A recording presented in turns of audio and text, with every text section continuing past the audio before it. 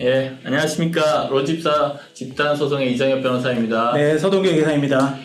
예, 오늘 지금 그 지식산업센터 때문에 이제 뭐 건설사, 뭐 신탁사, 그 수분양자 다 난리가 났는데요. 그 특히 뭐 일산의 뭐 향동이라든지 아니면 시흥 105시나 뭐 요 대전 같은 지방 같은 경우에 지식산업센터가 정말 큰 문제더라고요. 맞습니다. 저희한테도 막 상담도 많이 오셔서 또 받아보시고 하셨는데 그 부분을 조금 더 이렇게 뭐 직접 안 오시더라도 좀 내용에 대해서 좀 고민 같이 해보고 그거에 대한 해결 방안 좀 찾는 차원에서 저희가 오늘의 자리 좀 준비해봤거든요. 예, 그 저희는 이제 어떤 분을 좀 위주로 이제 한다기보다는 일단 시행사, 시공사, 수분양자 다 큰 문제에 봉착했습니다, 사실. 네, 그게 뭐 이제 저희가 하는 업무 중에 사실 개인을 상대로 하는 업무도 있지만 저희가 건설사 회생이나 건설사 파산도 하고 있기 때문에 더더욱 그 다른 측면에서의 또뭐 이제 상황이나 애로 사항들도 또 들을 수 있었거든요. 그러니까 지금 뭐 코로나하고 뭐 우크라이나 전쟁 이런 걸로 사실은 뭐 돈도 많이 풀고 근데 자재대가 엄청 올랐어요. 네. 엄청 올라서 지었는데 그게 안 팔리는 거거든요. 그렇죠. 그냥 갑자기 너무 많이 지어서 안 팔리는 상황이 되니까 그러면은 이제 그 공사 원가도 많이 올라가서 어쩔 수 없이 그 가격을 책정해서 그때 잠깐 이제 그 코로나 때 돈을 많이 풀었기 때문에 자산이 올라가서 높은 분양가 일단 계약을 했는데 그게 한 2년 지나서 지금 돈을 해서 금리도 올리고 그리고 뭐 좀 신용 대출이라든지 이런 것들도 좀 축소시키는 와중에 지금 큰 문제는 그건 것 같아요. 원래는 80% 90% 대출이 나온다라고 얘기했는데 지금 맞습니다. 문제가 생기니까 50%밖에 대출이 안 돼. 맞습니다. 돈이 없고. 그러니까 현재 상황에 오게 되고 지금 제일 뭐 오도 가도 못하는 상황이 된 제일 중요한 요인 중에 하나가 그 대출인 것 같아요. 그리고 시공사는 거기서 잔금을 은행에서 또 잔금 대출 받아서 뭐 이자 그 수부자는 이자 내면서 그 잔금이 공사 잔금으로 들어와야 되잖아요. 그렇죠. 그냥 안 들어온 상태에서 PF 대출 만기가 돌아오니까 방법이 없는 거예요. 맞습니다. 그리고 또 거기다가 그 물가가 오르고 그러니까 자재값이 오르고 하다 보니 원래는 뭐 100원에 할 수 있는 공사를 120원, 130원에 하게 되는 상황이 되니 이제 시공사 입장에서도 이거 대출은 원래 뭐 100원까지 받아놨는데 130원까지 돈을 받아야 되는 상황이 된 거죠. 그래서 사실은 이게 좀 딴 얘기로 새는데 그 둔촌주공 우리 단국의 최대 이제 재건축이랑 그렇죠. 둔촌주공이 1조 2천억 올려주지 않으면 공사 못하겠다. 그러니까 물론 법적인 얘기가 아니에요. 그냥 맞습니다. 공사 못하겠다. 공사해서 부도나나 지금 타절에서 부도나나 마찬가지니까 알아서 해라라고 하는데 옛날 가격으로 들어올 시공사가 아무도 없어. 없죠. 이미 올랐으니까. 올랐죠. 왜냐하면 계약하고 착공할 때까지 2, 3년 동안 있었는데 그쵸. 2년 전에는 예컨대 뭐 100원 하던 시멘트 가격이 지금 막 150원 하면 건들 수가 없잖아요. 맞습니다. 그리고 인건비도 너무 해서 그래서 어쩔 수 없이 그 뭐 조합 상대로 하는 데서 조합들은 울며 그자 먹기로 다 올려줬어요.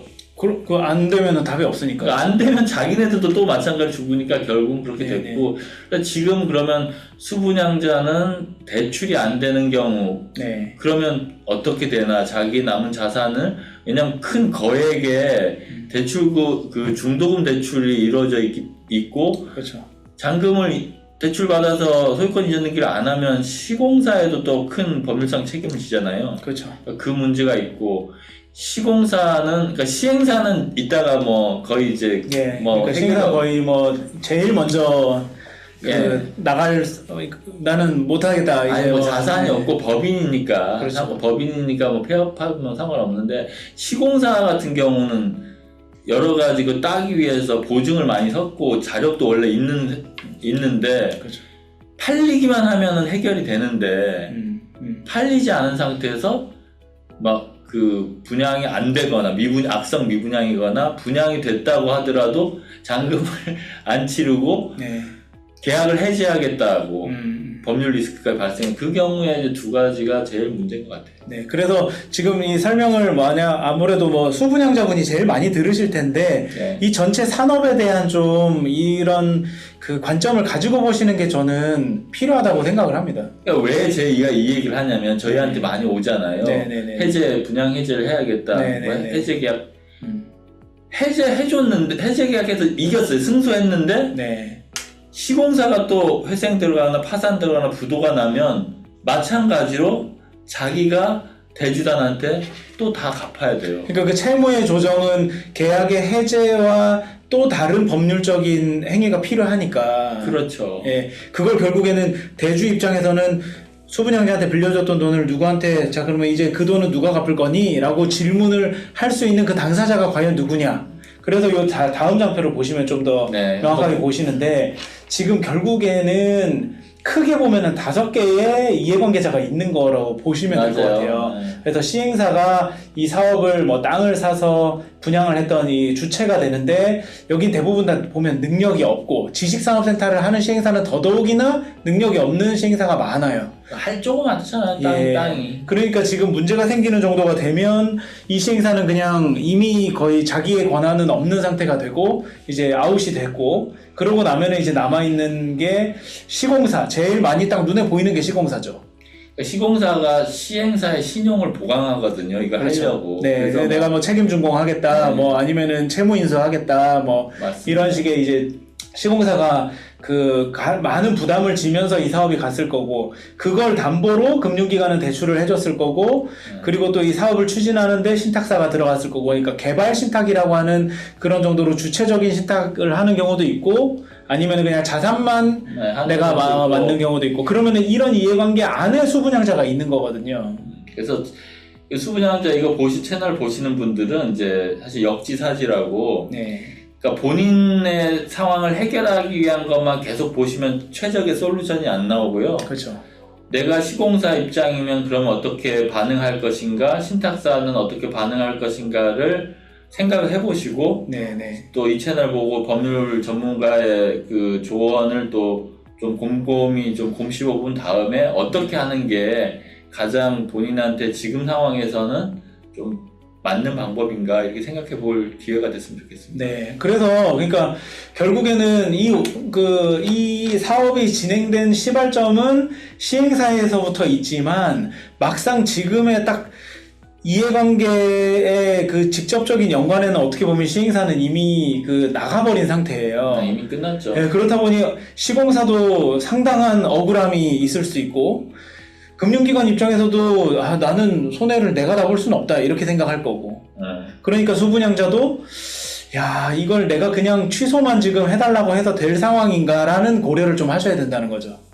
금융기관은 다른 게 다 손해를 보더라도 나는 손해 안 보겠다라고 계약을 짰기 때문에 맞습니다. 저희는 뭐 금융기관 걱정할 필요는 없고 그러니까 저희가 지금도 회생을 해보면 시공사와 관련된 회생이 좀 있고 시행사는 뭐 파산하거나 이런 그렇죠. 경우가 많고 수분양자가 지금 이제 그러니까 고민이 되시는 거죠. 저희한테 상담 오고 수분양자 아니면 시공사잖아요. 맞습니다. 아직 신탁사도 저희한테 안 와요. 안 오죠. 네. 신탁사도 아직 뭐 버틸만 하다.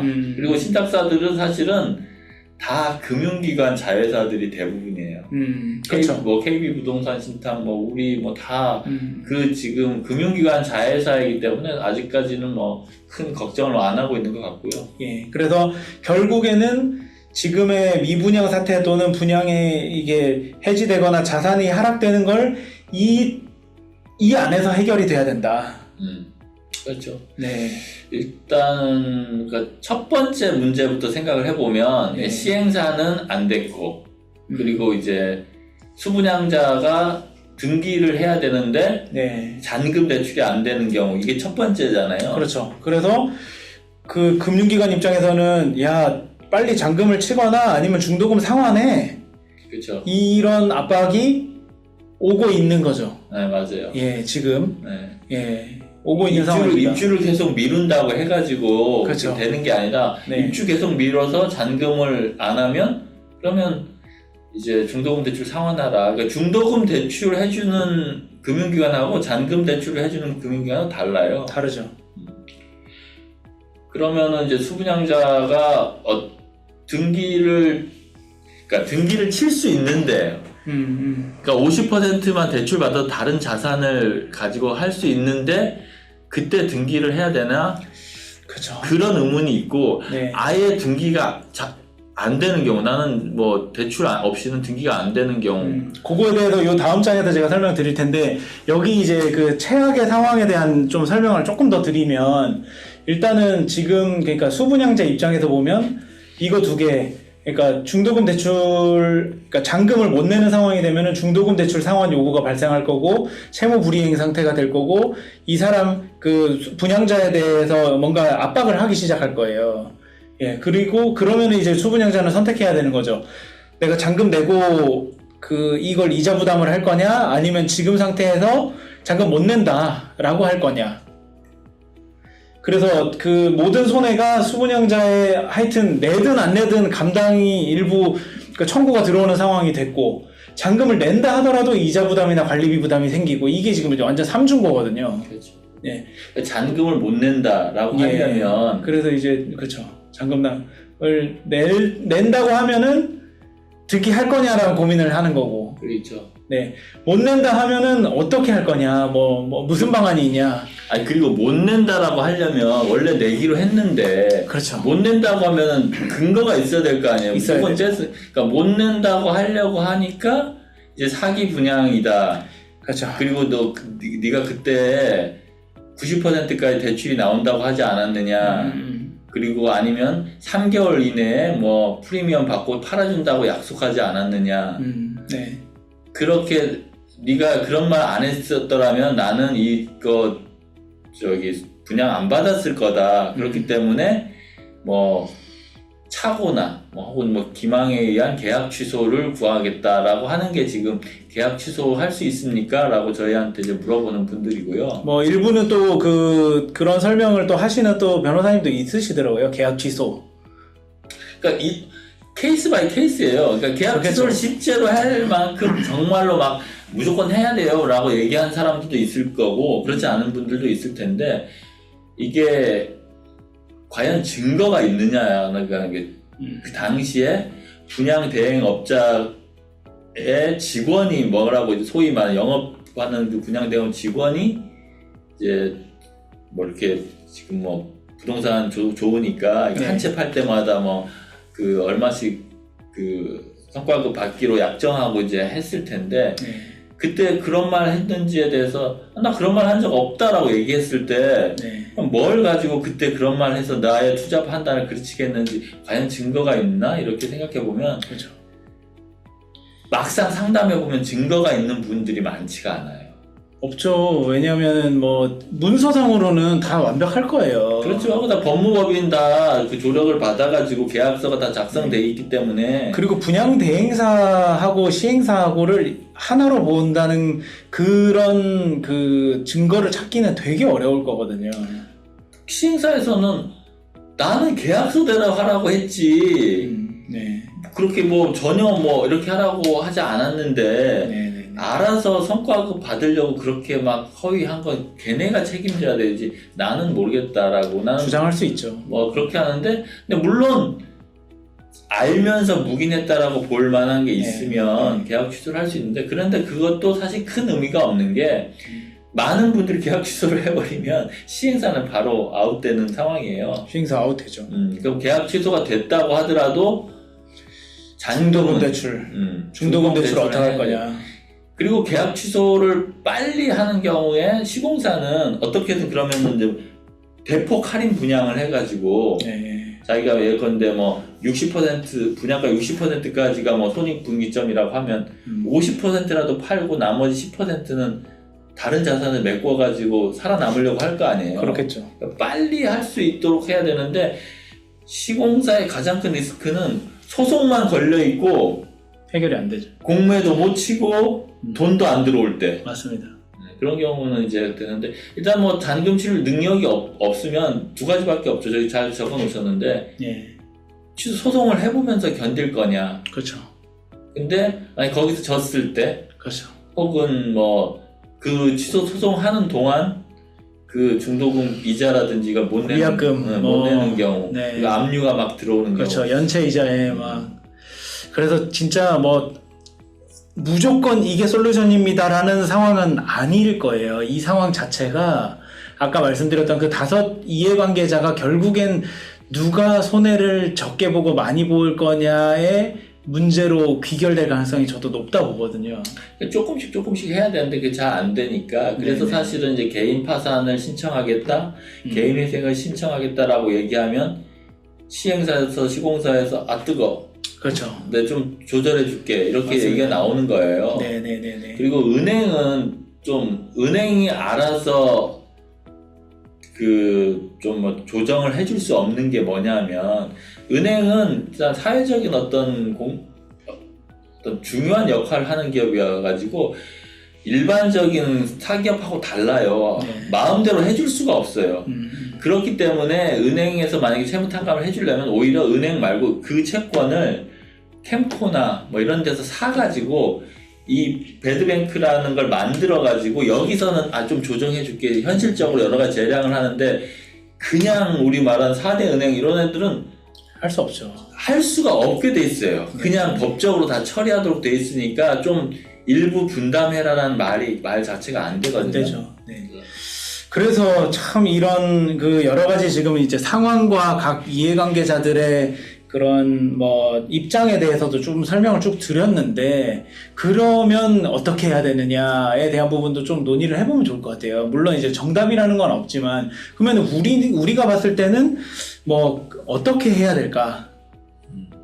일단 시공사부터 한번 보죠. 제일 시공사. 쉬운 거. 그렇죠. 시행사는 그냥 논외로 치고, 시행사는 뭐 그러니까 거의 그러니까 시행사는 그냥 시공사 합쳐서 네네네네. 얘기할 수 있고요. 그리고 신탁사는 그 금융기관이랑 합쳐서 얘기할 수 있으니까 네네. 시공사, 시행사인데 살아남으려면 그렇죠.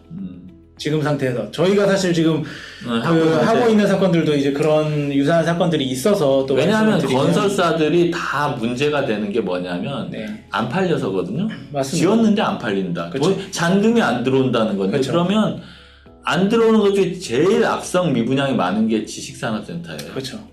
그러니까 지식산업센터가 그 다음 뭐 아파트나 오피스텔 뭐 이렇게 상가 있는데, 뭐 이런 것도 있죠. 그러니까 그것도 마찬가지긴 한데, 그래서 그걸 가지고 있는 상황에서 그 본인이 뭐 채무 인수나 뭐 연대 보증을 서서 부채가 막 넘어오는 이런 상황이 되면, 그래서 저희한테도 이제 상담을 주시고 저희랑 지금 같이 가고 있는 회사들은 대부분 다 법인회생 또는 법인 파산을 해야지만 그 부채의 해결이 가능한 상황이거든요, 지금. 그렇죠. 그러니까 일단 회사 법인은 네. 어떤 그 채무가 변제기에 도래하면 도래했는데 지급을 못하면 살 수가 없어요. 그러니까 소위 말하면 부도가 나는 거예요. 맞습니다. 잘 돌아가는. 개인하고 또 달라요. 그러니까 일단은 근데 또 그런 질문도 있었거든요. 그러니까 아직은 도래 안 한 거 아니냐. 그러니까 이게 뭐 저기 지식산업센터 물건도 있고 나는 연대보증인데 저게 다 팔리고 나서 그 손해만 나한테 오는 거 아니냐라고도 생각하실 수 있는데, 또 그건 아니잖아요. 먼저 청구는 다 할 수 있는 거니까. 그렇죠. 그래서 연대보증이라는 게 그렇게 해서 무서운 겁니다. 네. 일단은 그래서 다 취소할 수 먼저 청구하고 네가 책임지고 다른 사람한테 수부장자 구상을 청구하세요. 받아라라고 은행은 그렇게 보기 때문에, 은행이 사실은 개별적인 수부장자 엄청 많고 저항도 심한데 그 개인 파산도 할지 모르는데 먼저 그렇게 할 리가 없고, 제일 쉬운 시공사 너부터 한테 그쵸. 갚아라 그냥. 네, 변제해라라고 들어오면 그때부터 사실 이 채무가 회사한테 부담이 되기 때문에 그거를 변제를 당연히 못 하겠죠. 그 뭐 채무가 한두 푼도 아닐 거고. 그러니까 회사 못하면 그 다음 두 번째는 그 대주주와 대표이사 네, 연대보증을 당연히 섰을 네, 텐데 네, 두 네, 번째.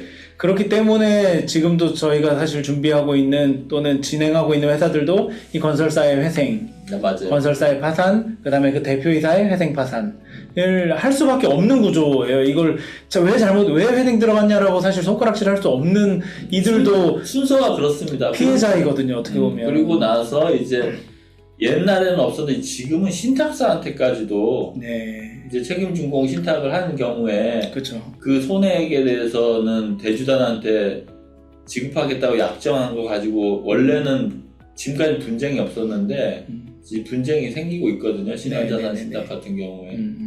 그래서 그 분쟁 내용이 뭐냐면 시공사가 부담하는 채권 모두 일단 네가 부담해. 아까 딱 마찬가지인 거예요. 네네네. 그 모든 채권이 손해는 아니잖아요. 왜냐면 다 팔리면 맞습니다. 손해가 줄 거니까. 그렇죠. 100은 아닌 거죠. 아니 그 지식산업센터 2억인데 6천에 4천에 뭐 이건 네. 팔릴 거 아니에요. 그거는 그렇죠. 아닌데 근데 이제 은행은 아니야. 그건 네가 알아서 부담하는 거고 100 자체를 일단은 신탁사 너도 부담해 이렇게 얘기하니까 이제 신탁사하고 지금 소송이 걸린 상황이고요. 맞습니다. 그래서 그러면 건설사랑 시행사는 그런 이제 그렇고. 방안으로 사실 가게 되고 그러면 그거 말고는 없고 네. 아니면은 이제 제가 아까 생각한 거는 돈이 좀 있는 좀 충분한 시행사면 당근을 줘서 수분양자들이 다 등기를 치게 만들어야죠. 그러니까 그러면 어떻게 하냐? 첫 번째 잔금 이자를 분담해줘 두는가? 아니면은 모자란 부분, 대출이 안 나오는 그 부분에 대해서 본인이 뭐 해준다든가 아니면은 뭐 어떻게 뭐 다른 데 연결해 주던다든가 그런 식으로 해가지고 금융을 제공해가지고 하여튼 다 등기를 치게 해야 돼요. 그거 말고는 답이 없는데 근데 그게 사실은 현실적으로 거의 뭐 어렵죠.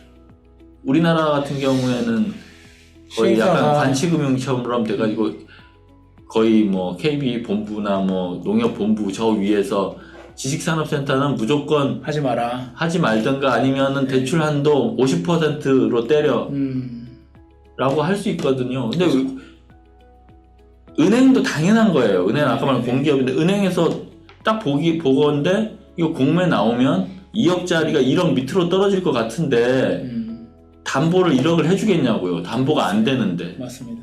그러니까 담보율이 떨어지는 건 당연하고 그 떨어지는 부분에 대해서 어떻게 할 거냐. 그거는 이제 그 다른 신용을 통해서 할 수밖에 없는데 그게 그렇죠. 쉽지 않죠. 네. 그래서 이제 수분양자 입장에서도 아까 뭐 잠깐 설명했던 것처럼 이제 그럼 선택지는 사실 크게 보면은 낼 거냐 못 낼 거냐. 그러니까 그거는 전 이렇게 봐요. 그냥 단순하게 말하면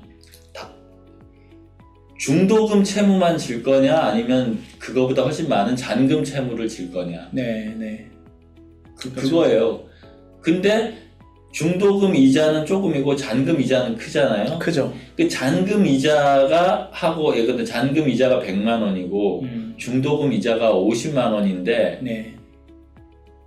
이 지식산업센터의 관리비가 50만 원을 쳐요. 그럼 150이잖아요. 그렇죠. 150, 50인데 임대를 줘가지고 100이 나오면 등기 쳐도 되죠. 어차피 일단 견딜 수 있으니까 똑같으니까. 똑같지는 않네. 어차피 여기는 원금이 작으니까. 그렇죠. 그 대신 여기 또 자산이 있으니까 뭐 약간 뭐 여기저기 비슷한데 네. 근데 문제는 대부분 공실이라는 공실이죠. 지금 뭐 전부는 아닐 겁니다. 뭐 서울에 있는 지식산업센터는 뭐 아닐 수 있어요. 근데 이제 우리가 지금 문제로 삼는 지식산업센터라는 곳은 대부분 다 뭐 경기도권에 뭐 이제 새로 막 개발하는 막 대규모의 뭐 이런 동네들은 이제 입주가 잘 안 될 테니까 당분간. 그래서 이 통계를 보면은 예. 금감원의 통계 보시면 이제 지식산업센터 저도 한 번 봤는데 전국이 1,400개예요. 네. 별로 안 돼 보이잖아요. 1,400개인데 보통 큰 데는 800호실이에요. 그 그렇죠. 분양이. 맞습니다. 800호실인데 그 중에 1,400개 중에 한 몇 달 전까지 제가 지금 그 유튜브에 본 거라서 확실한 건 아닌데 조사를 해봐야 되는데 그 뉴스니까 뭐 400개가 공매가 들어가 있어요. 거기가. 네네네.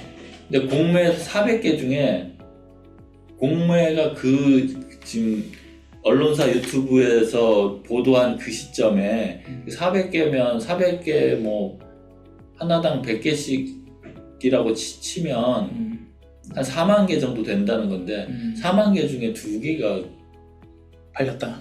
나머지 다 유찰. 안 팔렸다는 얘기죠. 그러니까 공매해도 그러니까 첫 번째 그 공매 치면 첫 번째 그 당연히 채권가는 뭐 한 감정가로 나오는데 네.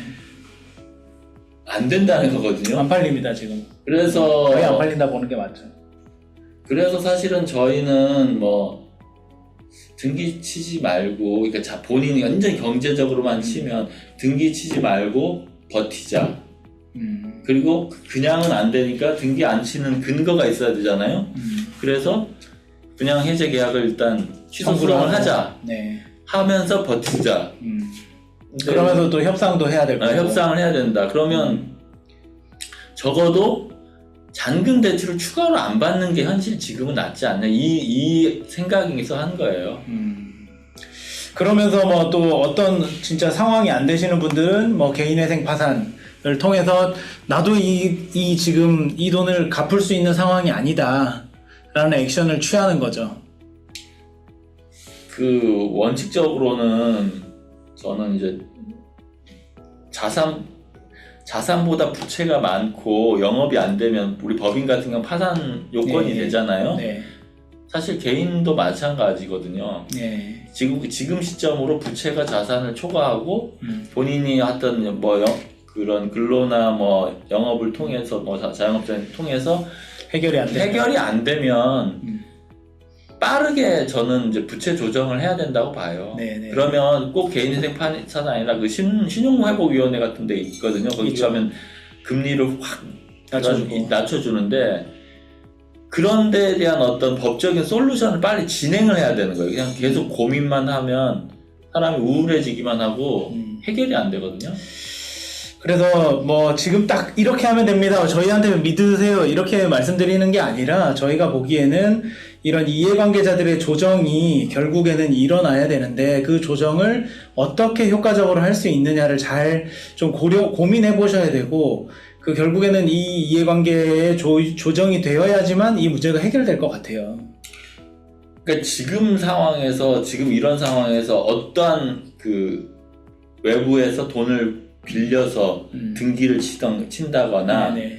아니면은 시공사 같은 경우는 외부 자기 이제 대주주의 자산을 넣거나 이렇게 외부 자산을 추가로 투입하거나 그런 행위를 하기 전에 전문가하고 상담을 해보고 어떤 액션을 취하는 게 맞는지를 보고 해야 될 것 같아요. 왜냐하면 새로 외부 차입한 그 돈들도 회수가 안 되거든요. 그러면 그 상황에서 그냥 뭐 갚을 수 있습니다라고 해서 차입한 것 자체가 차용 사기가 될 수도 있고요. 네. 그리고 법인 같은 경우는 외부에서 들어온 자금을 거의 건질 수가 없게 되는 경우가 많습니다. 알겠습니다. 오늘 뭐 좀 긴 시간 동안 또 이렇게 여러 가지 설명을 드렸는데 저희 설명 또 들어보시고 더 궁금한 거 있으시거나 뭐 좀 이렇게 답답한 부분을 해결하고 싶다 하시면은 또 연락을 주시면 저희가 뭐 상담 예약을 잡아드리든지 궁금한 것도 추가적으로 또 설명드리면 좋을 것 같습니다. 네, 뭐 그럼 지금 잔금, 그러니까 중도금 대출이라 그 이자 내라는 요청이 오기 전까지는 대부분 뭐 아무 액션을 안 한대요. 괜찮겠지라고 생각을 하시고도 계시는 것 같아요.